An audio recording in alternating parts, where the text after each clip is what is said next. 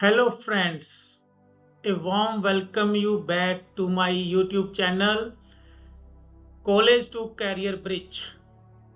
आज हम आपके सामने लेके आए हैं सेकेंडरी इंडस्ट्री जो हमने आपको बताई थी।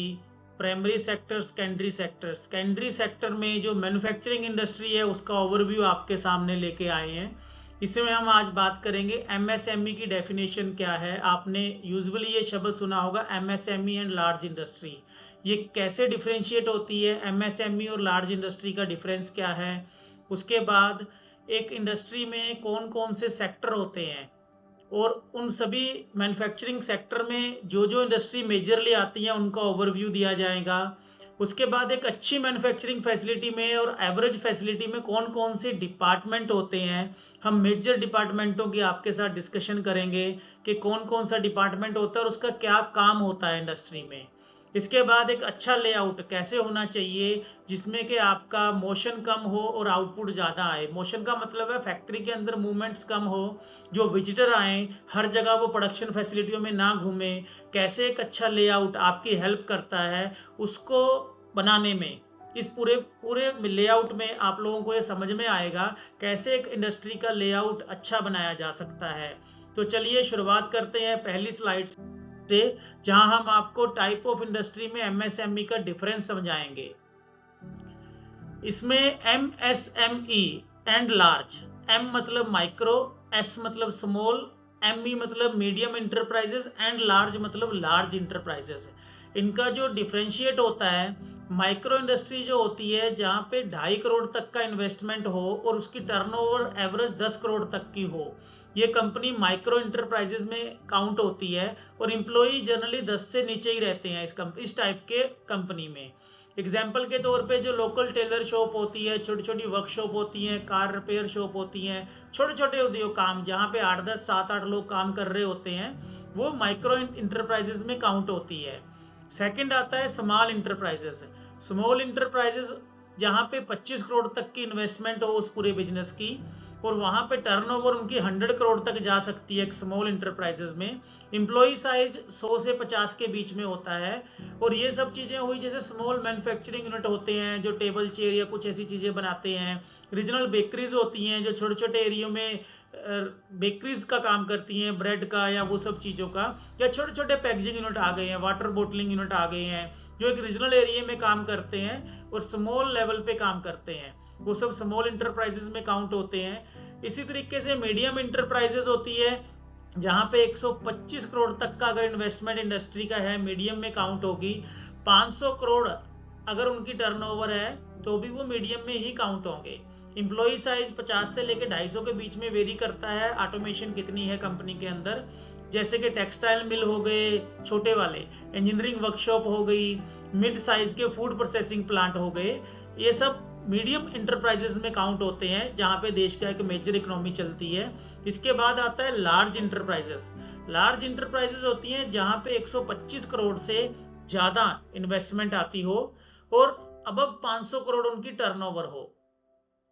मोर देन 250 एम्प्लॉय मतलब 250 से ज्यादा लोग वहां पे रोजगार प्राप्त कर रहे हो, जैसे कि automobile manufacturing, steel plant, pharmaceutical और बड़े बड़े फूड इंडस्ट्रीज, ये सब हमारे लार्ज इंटरप्राइजेस में काउंट होते हैं।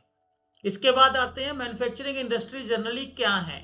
बेसिकली ऑटोमोटिव, इलेक्ट्रॉनिक सेक्टर है, फूड एंड बेवरेज है, मशीनरी मशीन इक्विपमेंट जो हमने लास्ट वीडियो में बताया था आप लोगों को, pharmaceutical, textile and appeal like textile industry. इसके बाद aerospace, chemical industry, plastic industry, metal industry, जितना भी मेटल के काम होते हैं वो सब मैन्युफैक्चरिंग में आते हैं, प्रिंटिंग इंडस्ट्री। तो ये सब इंडस्ट्री ब्रॉड है, इसके अलावा बहुत इंडस्ट्री है पर ये मेजर हमने शेयर किया आप लोगों के साथ। ये सब मैन्युफैक्चरिंग इंडस्ट्रियों में काउंट होते हैं। अब बात करते हैं मैन्युफैक्चरिंग इंडस्ट्री का एक जनरल ओवरव्यू कि एक मैन्युफैक्चरिंग इंडस्ट्री में कौन कौन से डिपार्टमेंट होते हैं। तो शुरुआत करते हैं। सबसे पहले जब भी आप किसी फैक्ट्री में जाते हो, सबसे पहले हमें सिक्योरिटी ऑफिस मिलता है। गेट से एंटर करते ही सिक्योरिटी ऑफिस मिलता है जो कि की होता है। सिक्योरिटी हर जगह मैंडेटरी है, तो इंडस्ट्री को भी सिक्योर करने के लिए सिक्योरिटी डिपार्टमेंट होता है। गेट पे एंट्री पे आपको सिक्योरिटी के पास सब कुछ अपनी डिटेल इंफॉर्मेशन देनी होती है, गेट पास बनते हैं तभी आप अंदर आ सकते हो। उसके बाद हेल्थ सेंटर आपको दिखाई देता है, जहाँ पे कोई फैक्ट्री में अगर इमरजेंसी हो जाए वहाँ पे इम्प्लॉयज़ को छोटी मोटी फर्स्ट एड वगैरह देने का प्रोविज़न होता है। लार्ज कंपनी में मिनी हॉस्पिटल टाइप भी होता है, जहाँ वो थोड़ा ज़्यादा टेक केयर कर सके अपने एम्प्लॉयज़ की। पर जनरल छोटी इंडस्ट्री, मीडियम और कुछ लार्ज इंडस्ट्री मिक्स होके हेल्थ सेंटर में जनरली फर्स्ट एड का काम किया जाता है।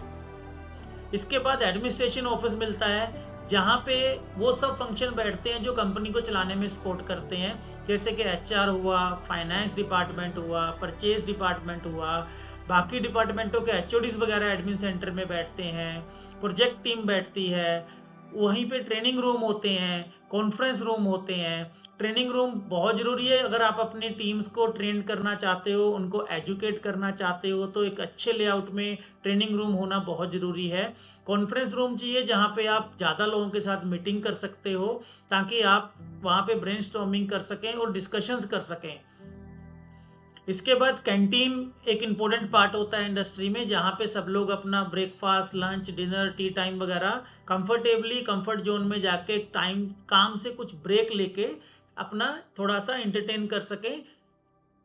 इसके बाद इंडस्ट्री में एक मैंडेट होता है ग्रीन बेल्ट रखने का भी, डिपेंड करता है स्टेट टू स्टेट। कुछ स्टेट्स में 60% area of the factory green belt होना चाहिए, कहीं 40 है, अलग अलग वेरी करता है। आई थिंक शायद कहीं पे 33% एरिया भी आता है कि ग्रीन बेल्ट हो, 66% कंस्ट्रक्ट कर सकते हो।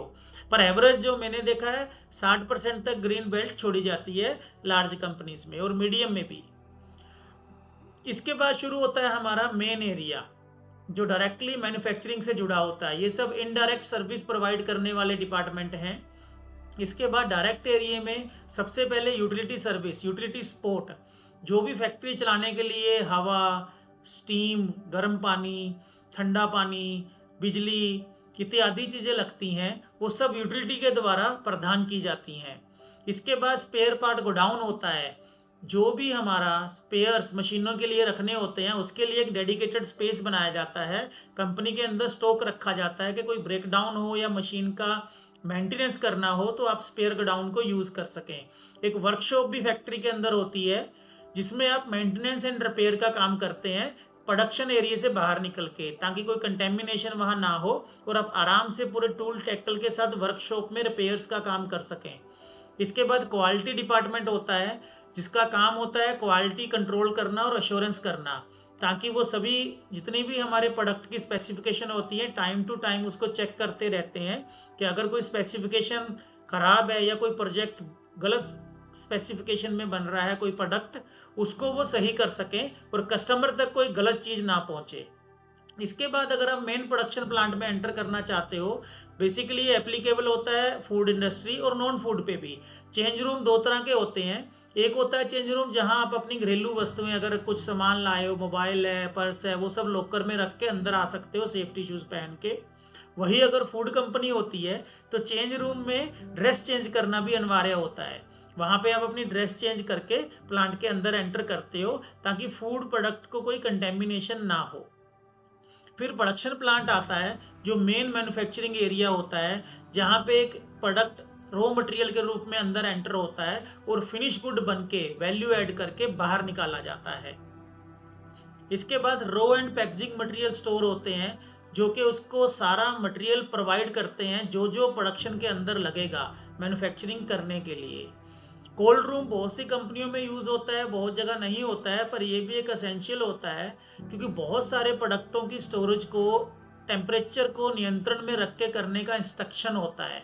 तो according to the raw material, अगर रॉ मटेरियल की रिक्वायरमेंट है या फिनिश गुड की रिक्वायरमेंट है कि उसको ठंडा रखना है, तो आपको कोल्ड रूम भी चाहिए होता है। इसके बाद फिनिश गुड गोडाउन, क्योंकि जो भी आप प्रोडक्ट बनाओगे आपको उसको स्टोर करना पड़ेगा, तो फिनिश गुड प्रोडक्ट वहां पे स्टोर किया जाता है, जिसमें से आप वहां से फाइनल डिस्पैच कर सकते हो। डिस्पैच डिपार्टमेंट भी फिनिश गुड एरिया में ही रखा जाता है ताकि वो वहां से उसको अच्छे से कंट्रोल कर सके। चलिए आगे बढ़ते हैं, जिसमें मैं आपको अभी एक आइडल लेआउट दिखाऊंगा कि एक इंडस्ट्री का लेआउट कैसे दिखता है। इसमें आप देख सकते हैं ये एंट्री हो रहा है। एंट्री के बाद एडमिन और कैंटीन एरिया है, हेल्थ सेंटर है और सिक्योरिटी है कि जनरली प्रोडक्शन एरियो से दूर रखे जाते हैं ताकि जो भी विजिटर आ रहे हैं वो सब इन एरियो में एंटर ना हो। क्वालिटी डिपार्टमेंट, यूटिलिटी, प्रोडक्शन, बाकी के जितने भी सेक्शन दिखाए थे उनको जितना प्रोडक्शन बिल्डिंग के साथ रखते हैं उतना लॉस और मोशन लॉस कम होते हैं। इसी तरीके से ये एक फैसिलिटी का 3D लेआउट दिखाया गया है। इसमें आप देखेंगे एक लाइन है, बाउंड्री दिखाई गई है, ये इंटरनल बाउंड्री की तरह यूज हो रही है जिसमें से कि विजिटर जो आएंगे वो सिक्योरिटी से एंटर करें, एडमिनिस्ट्रेशन को यूज करें और वहीं से वापस चले जाएं। जिनकी जरूरत है वही सिर्फ फैक्ट्री के अंदर एंटर करें, बाकी लोगों को फैक्ट्री परमाइसिस में नहीं घूमने देना चाहिए क्योंकि कोई एक्सीडेंट हो सकता है, उनको नॉलेज नहीं होती। आपकी जो टेक्निक और टेक्नोलॉजी है वो भी वो लोग कॉपी कर सकते हैं, तो जनरली अवॉइड किया जाता है। ये सब एरियो को रिस्ट्रिक्ट करके रखा जाता है कि ऑथोराइज लोग ही एक अच्छी मैन्युफैक्चरिंग फैसिलिटी में एंटर कर सकें। अभी अगर आपको मेरा वीडियो अच्छा लगा हो तो इसको सब्सक्राइब कीजिएगा और वेट कीजिएगा मेरे अगले वीडियो के लिए। अगले वीडियो में मैं आपको मिल्क फैक्ट्री के बेसिक ओवरव्यू दूंगा क्योंकि मिल्क हम सबके घर में आता है, दूध हम थैली में लाते हैं, डायरेक्ट लाते हैं, तो वो तो प्राइमरी सेक्टर से आ रहा है, लेकिन most of the people packet दूध यूज करते हैं। तो मिल्क मैन्युफैक्चरिंग में कौन कौन से इक्विपमेंट यूज होते हैं, क्या क्या उसके स्टेप होते हैं, वो मैं आपको अपनी अगली वीडियो में दिखाऊंगा। Thank you. Subscribe my channel, share it with your friends. अगर आपको अच्छा लगा है कमेंट बॉक्स में कमेंट कीजिए और कौन सा वीडियो इंडस्ट्री के बारे में आप जानना चाहते हैं वो भी आप कमेंट बॉक्स में दे सकते हैं। धन्यवाद। Thanks for watching. Please share my channel.